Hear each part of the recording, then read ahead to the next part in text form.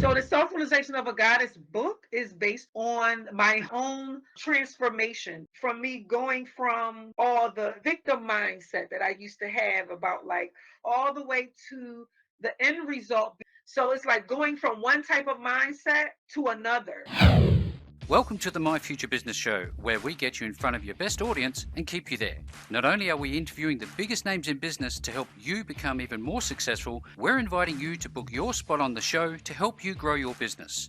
So at the end of the call, make sure you fill in the interview application form at myfuturebusiness.com/interviews. Hello, and welcome back to today's episode of the My Future Business Show. My name is Rick Nuske. If this is your first time here, thank you very much for joining us. I know you're in for a treat because on today's show I have the pleasure of welcoming author, speaker, and metaphysical Reverend Kimesha McDowell. Welcome to the show. Thank you. Thank you for having me. Now, I said at the beginning of our call prior to going live is that was a mouthful to get out, so I hope I did okay. Now, you and we're going to be talking about your work as an educator and mentor to women on how to use universal law, the law of attraction, and manifestation to achieve their personal and professional goals. But it's a somewhat customary for us, Kimesha, to go through a little bit about you, your background, and those sorts of things. So where are you calling in from today? I'm in Philadelphia. Fantastic. Is that home forever? Yes. Fantastic. I'm born and raised here. I love it. Now, tell me a little bit about the location that you live in. What's a thing, a location, a landmark that people might be familiar with there? The Liberty Bell. Fantastic. Yep. When people come here, they usually go down to Center City, go see the Liberty Bell. Tell me, what do you like doing personally? Do you like going out and socializing with friends and that sort of thing? Lately, what I've been doing for fun is I've been taking dance classes. Oh.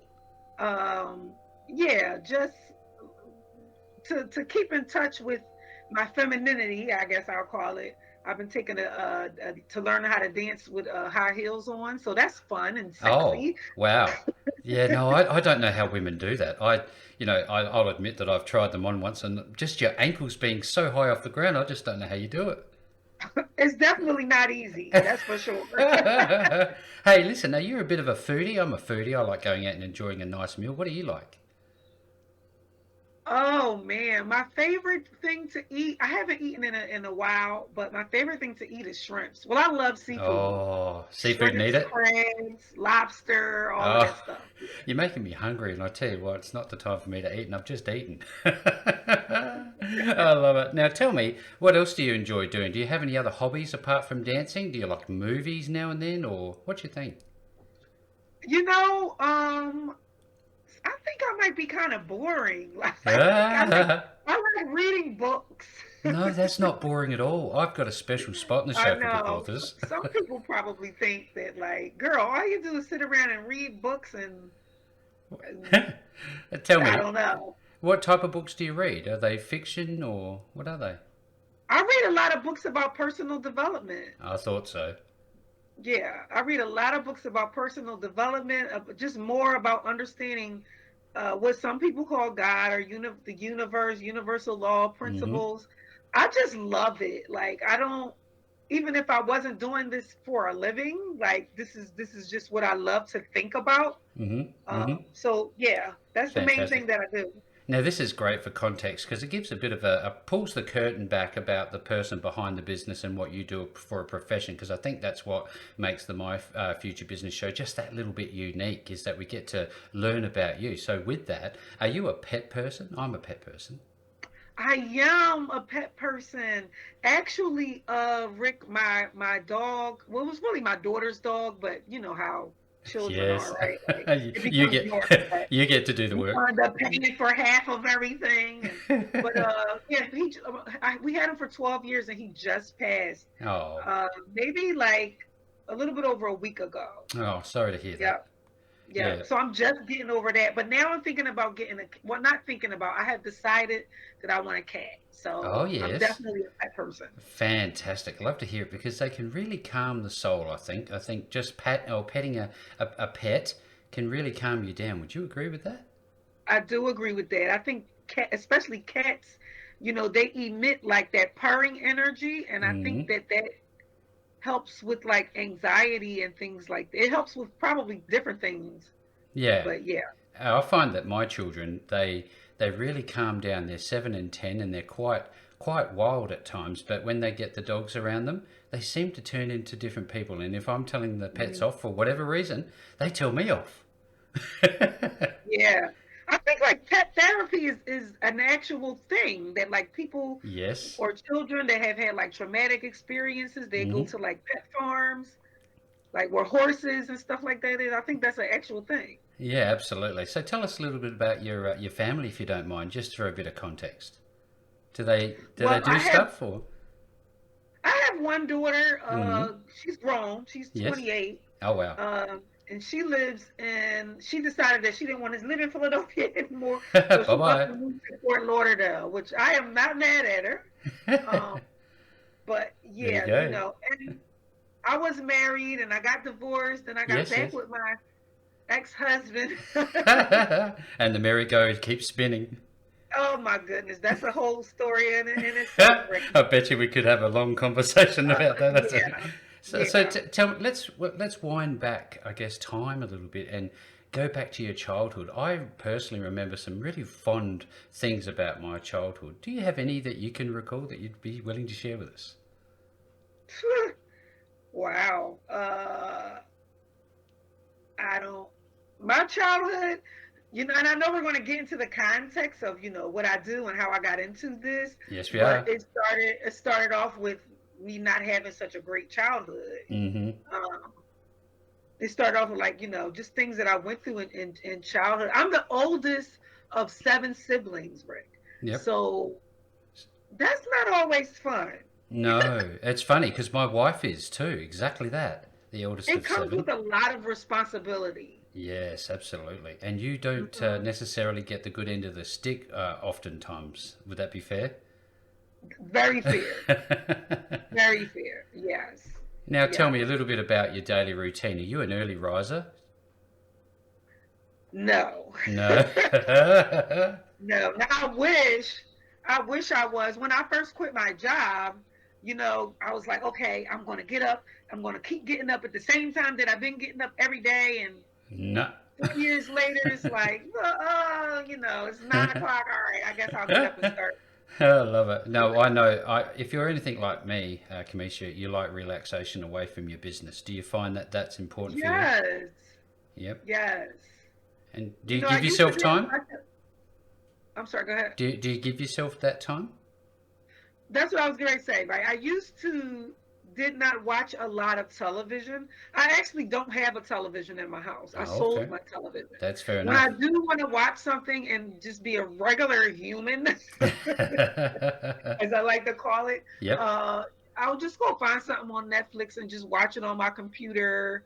But that's what I normally do to relax when I want to get my head away from I love it. all the business stuff. So yeah, Yeah. I'll go find And something on Netflix. and there's something much deeper to what you've just revealed there. By getting rid of your TV, you've actually stopped being exposed to all the negativity that we're living in or living through at the Yeah. moment. It's tumultuous times, isn't it? What do you think of the state of the world that we're living in at the moment?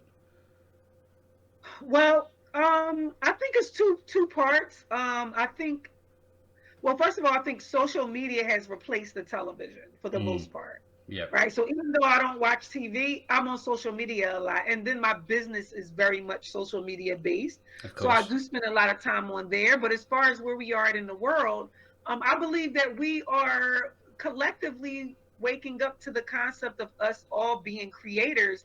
And that's where social media comes into play. Like anybody could start a YouTube channel, could start a Mm, TikTok. You could get famous like that, because we're just at this stage in the universe where we're realizing that we're creators. So that's a great thing, but at the same time, because social media, it can be so like negative, yes, it yep. can also be harmful for us. So it has like a double-edged sword. Absolutely, and I think that might dovetail into some of the work that you might do, and I'd love to talk about that in a moment. But going from, I guess, from an employee sort of situation to an entrepreneur, did you know that you always had an entrepreneurial spirit? And can you recall your first ever, I guess, experience as an entrepreneur. Hmm. I feel like I always wanted to be a business owner. Like I always knew that even when I was little, Yep. I would always think about just having my own business. And when I got, old enough to go to college, that's what my degree is in. My degree is in business and leadership. Right. So the short answer to that question is yeah, I did know. Absolutely. And I you didn't know know it what? would be this, what I'm doing right now. Yeah, but it is. You know, you've taken a chance. You know, there's always a risk in the things we do, not going to plan or not, getting the success we're looking for. How did you feel when you made that decision? Was it hard? And how do you deal with sort of not so great days? Uh, it was definitely a hard decision. However, I'm very into, like I said, the spiritual aspect of being led. Hmm. So I rely on my dreams to tell me things a lot, Rick. I'm very dreamy. Like I dream a whole lot. And what gave me the confidence to do it was in one of my dreams. Um, I told myself to go ahead on and quit. I told myself to quit my job on a Friday, and on that Monday, You did it. I told my manager that I was You're leaving. going to leave. Now, this sort of dovetails nicely into the aspect of intuition. Do you trust yourself when you're in a situation? Do you feel that, hey, look, something's not right, or something feels really good, and do you trust Mhm. yourself? I try to. Mm, yeah, it's hard. It's hard because sometimes you don't know whether that's just a fear or, it's really something telling you don't do this or don't do that or do this or do that. So, like I said, what I will normally do if I'm not sure is I pray, Yep. and I'll ask God or spirit or whatever to reveal to me, like, what should I do or what should I not do or what should be my next step. And usually I get some type of answer. A lot of times I get answers in dreams Yep. or something will happen in my life that'll be like, okay, yeah, that's what's next. So I don't know if I'm the only one on the planet that does this, but I often hear, like, talk to myself and talk my way through things, and I guess you can call it mindset. Do you find yourself occasionally, talking to yourself and wondering, what is this going to be the right decision, and how does it help you map out a day in your business? Oh, I talk to myself all day. Oh goodness, that's a relief. I'm not the only one. I know, right. Now I talk to myself all day, and a lot of times it's to help me navigate through different emotions that I might be feeling. Like, still a pretty new entrepreneur. I'm in my fifth year. Hmm. I'm proud of myself for making it to 5 years because I know some businesses don't make it that far. Congratulations. Yes, Thank absolutely. you. Yeah, so I'm in my fifth year, and I still get that anxiety around like what's going to happen 10 years from now. You know what I mean? Like, am I going to have a retirement money? Am I going to have enough energy to keep doing this? And the thoughts that help me deal with that is staying in the present. Mm, yeah, fantastic feedback. And I Hmm. know that the people are on this call listening into this take a lot of value away from you sharing your, I guess, the backstory. Now, today, what makes life worthwhile for you? What's the one thing that you think that you live for the most?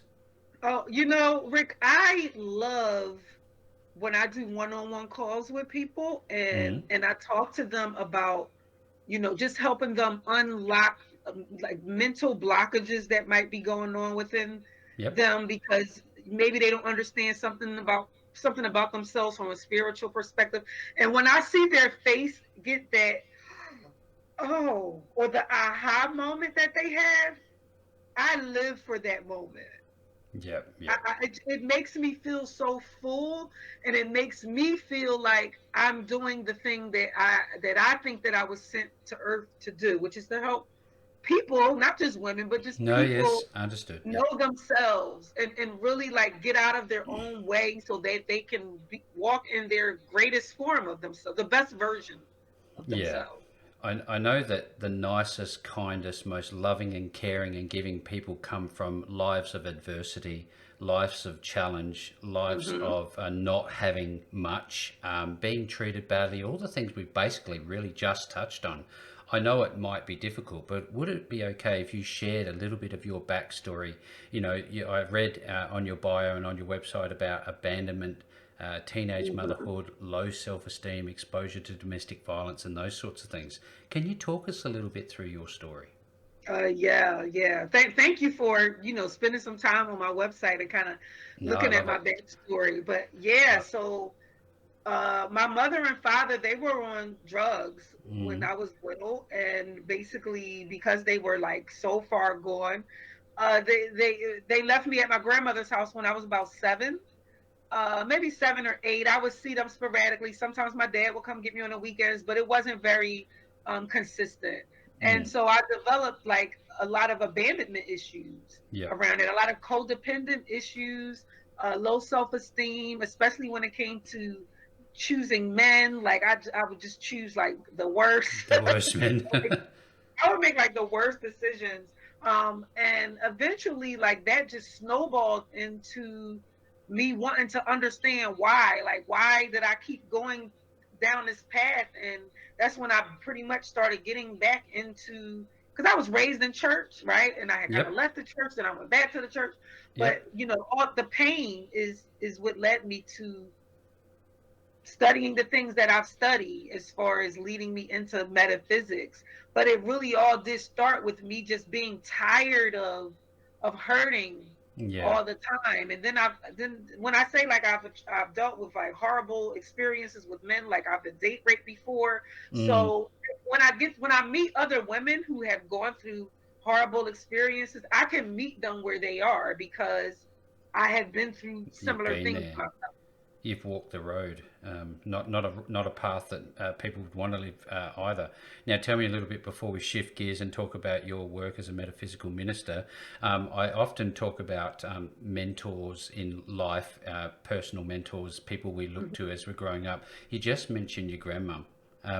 Would she have been a positive role model for you at any stage throughout your life, or? She definitely was. To be honest, I repressed a lot of my memory, I bet. and I don't remember. I don't even really remember a lot about my grandmother. Like, I mean, I do obviously, Yeah, of course. but Yep, like yep. it's not like I remember, us going on trips and Mm-hmm. us taking Wow. car rides. You know what I mean? Like I Yeah. just remember the basics. Like going to school. I made sure she made sure I had food, clothing, and shelter.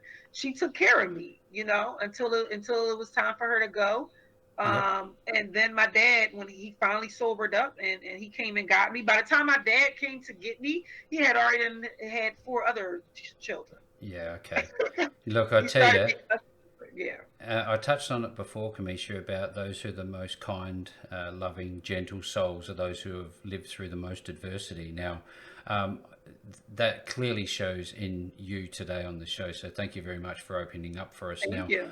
what is a metaphysical minister? Could you share that with us?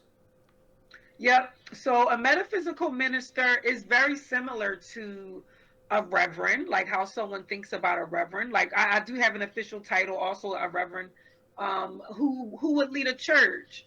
There are metaphysical churches that have ministers that have entire congregations, and the people come to their church they might come every Sunday, and Yes. Yep. basically they get spiritually fed, right?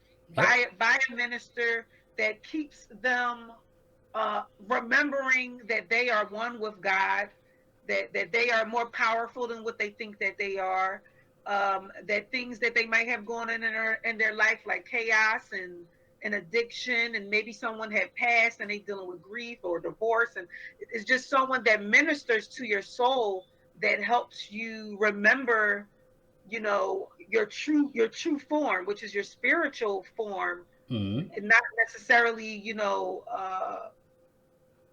this physical body that we live in. We're Right. so much bigger than the So much physical body. more. Can Yeah. you So please help? minister helps you remember that. Thank you. Can you help Mhm. me understand the difference? Because I don't know between, quote unquote, a traditional style church and a metaphysical style ministry. That's a great question. Um, well, if I may, hopefully I don't offend anyone, I but know this is your show. okay. So in a traditional church, whether it be a Catholic church or a Christian church, they would normally believe in a physical form of Jesus, of a Right. character in the Bible called Jesus. Whereas though a metaphysical minister may or may not, right? Their message is more so not even focusing on whether there was a historical aspect of Jesus. It is focusing on what was the message that Jesus came to give.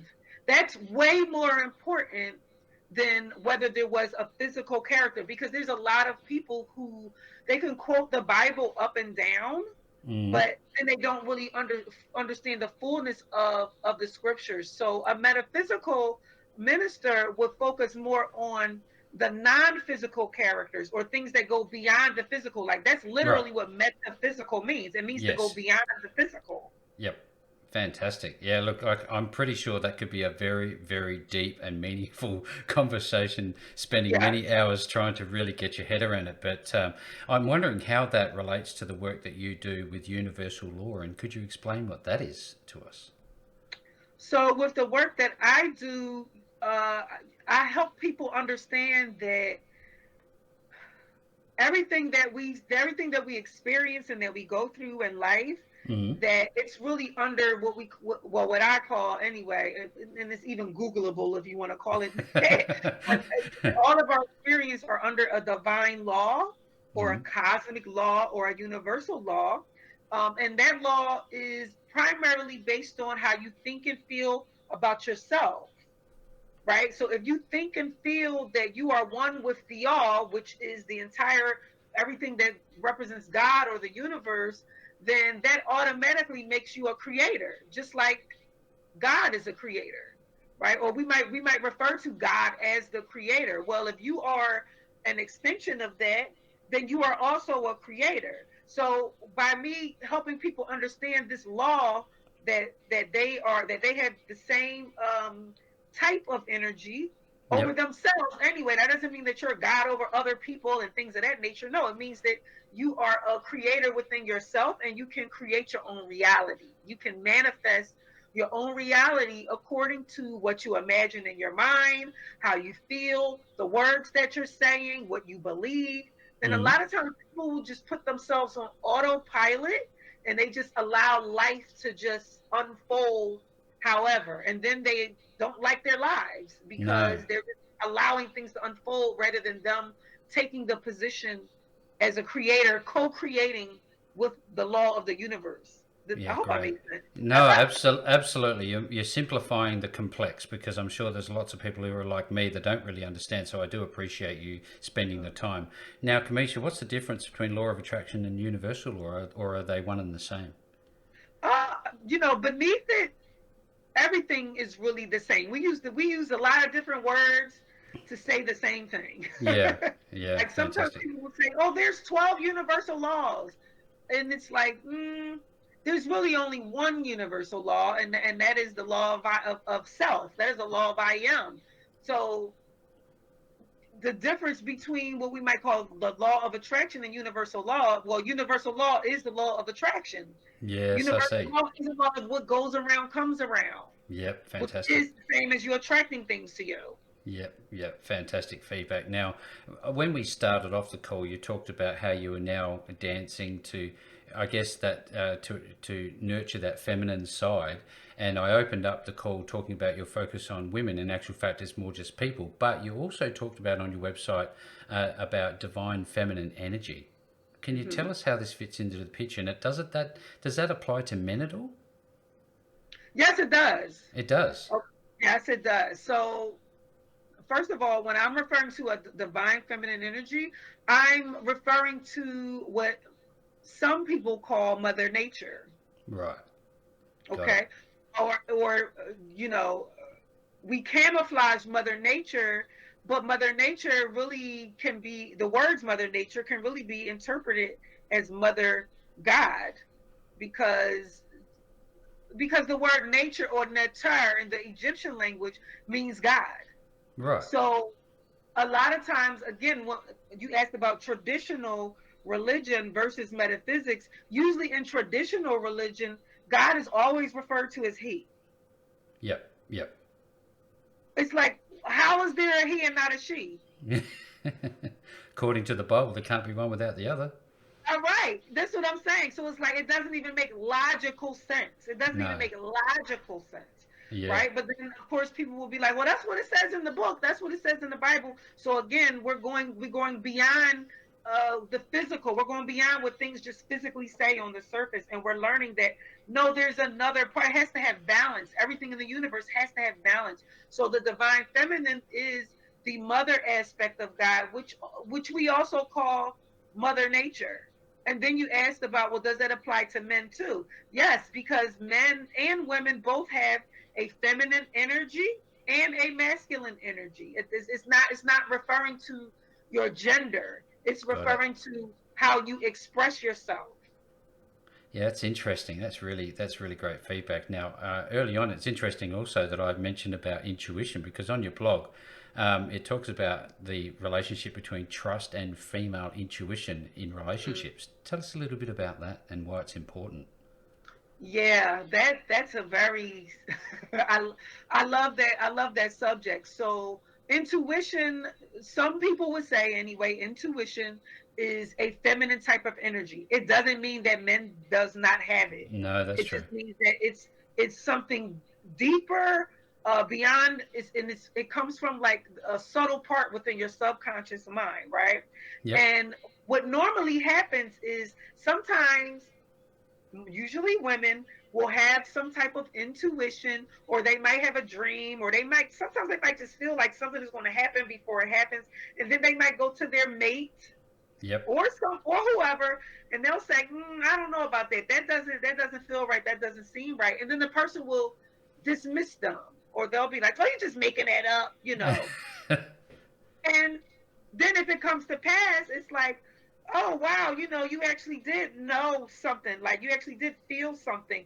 But sometimes, especially women, they will allow other people to paint the picture like, oh, you were just making that up. And then now, because if I believe that my intuition was off, or Yep. that I Yep. wasn't correct, now I'm not going to trust myself anymore.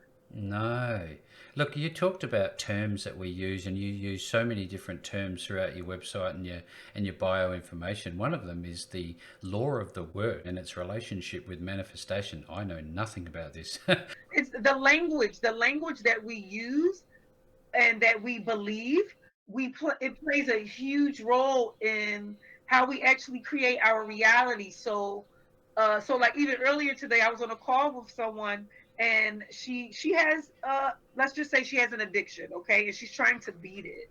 Mm-hmm. And she kept saying that she was going to try to do things. She kept saying, well, I'm going to try. Or she was saying, well, I might do this. And I would, in love, I would nudge her and say, you're using a lot of vague language, and that's the reason why you're not going to accomplish it.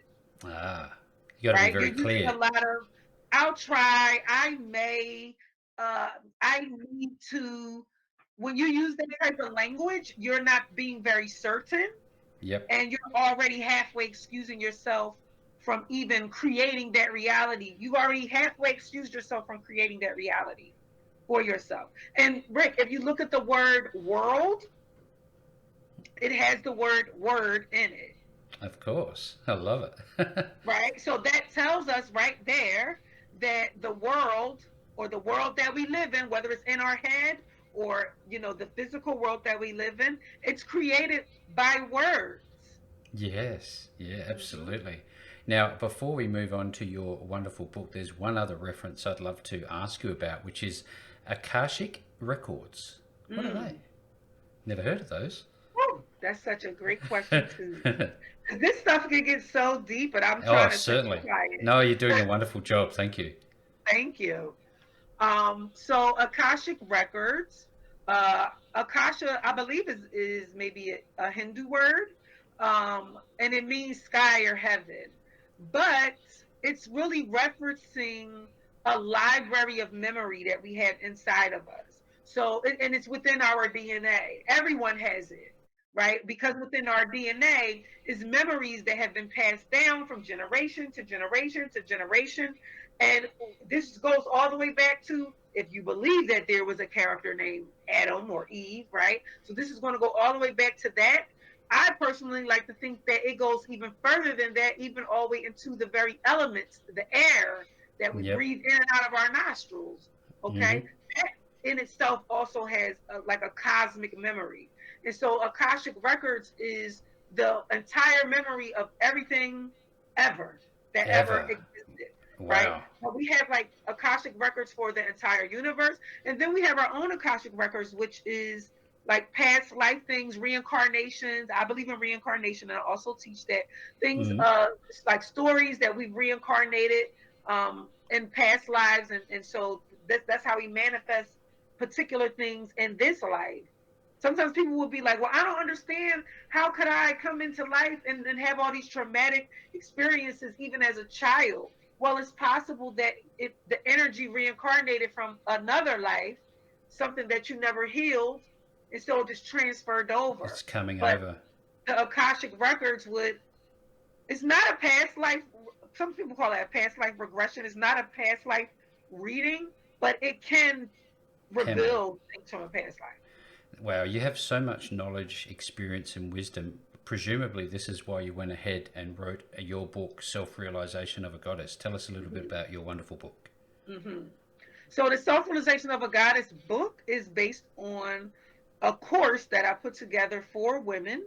It's 13 steps in it, and it basically is based on my own transformation. It's like major steps that I made from me going from all the victim mindset that I used to have about, like, why is this happening to me? And Ah, yes. how come I can't find love? And just the stories that I used to tell myself, all the way to the end result being, or remembering, that I'm a creator and that I can create my reality, and that I can have the things that I desire in my life, and that I can have the freedom to do what I would like to really do. And so it's like going from one type of mindset to another. It has all of those steps in there. Yeah, fantastic. Now, tell me something. Do you enjoy writing? Do you enjoy that process? And I did love or was it writing. hard? Yeah. I wish I had more time. Well, there, see, there's that language that I was talking about. I wish Ah, I had it, yes. right? You are Because if aware. I really wanted to, I could make time for it. Yeah, absolutely. Now, tell me, when you got to the end, how did it make you feel? How was it? What was that like? You said when I went to where? When you finished writing your book Oh, based on your program or your program in itself, how did it make you feel?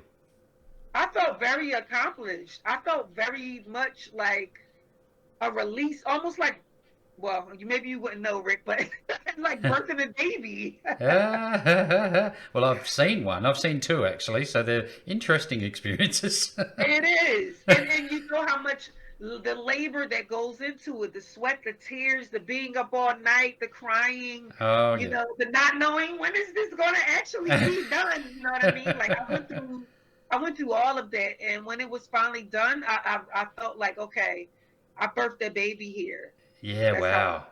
Yeah, I can imagine why you would say that as an author myself. Now, do you plan to write any other books? Is there anything in the pipeline? I would like to write another book about Akashic records and how important they really are. I feel like I need to do more studying and research and get even more understanding within myself, because I don't know everything. You know what I mean? Like, I'm No, still no. sharing what I have learned, but Yep. I feel like, yeah, I would want to. I am. Let me claim Yeah, it. I am. I love it. I love how you're self-aware, and I love all of the energy that you've brought to today's call. Now, we're already getting to the point into the call. It's amazing how time flies when you're having great conversations. Now, tell me a little bit about when somebody wants to connect with you, maybe even work with you. What is the process, and where are they going to find you? Okay. So the easiest way to find me is to just Google, Reverend Kimesha, Kimesha.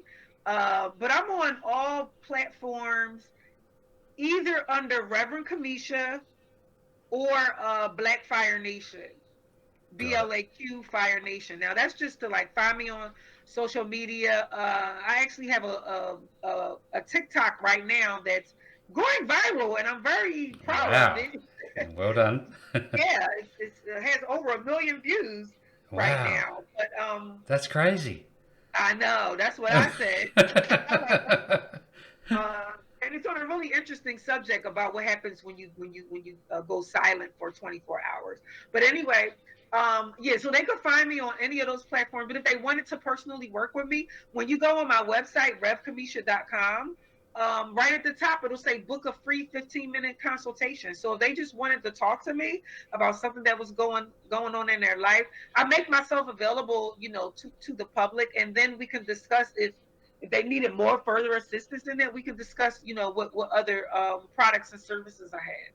That's great feedback. If you're on the call Mm-hmm. today and you've enjoyed what we've spoken about and you want to connect with Kimesha to learn more about yourself and all of the wonderful processes that we've talked about today and much more, I'm pretty sure of that, make sure that you visit the website link that I provide below this post. In fact, no matter where you see the call, you're going to find a link back to the post here today. And with all that being said, Kimesha, thank you so very much for joining me on the My Future Business Show today.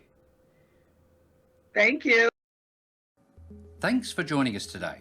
If you enjoyed the call, then make sure to subscribe, leave a comment, share us with your friends, and book your spot on the show at myfuturebusiness.com/interviews. And if you're looking for solutions that will help grow your business, then visit myfuturebusiness.com/shop.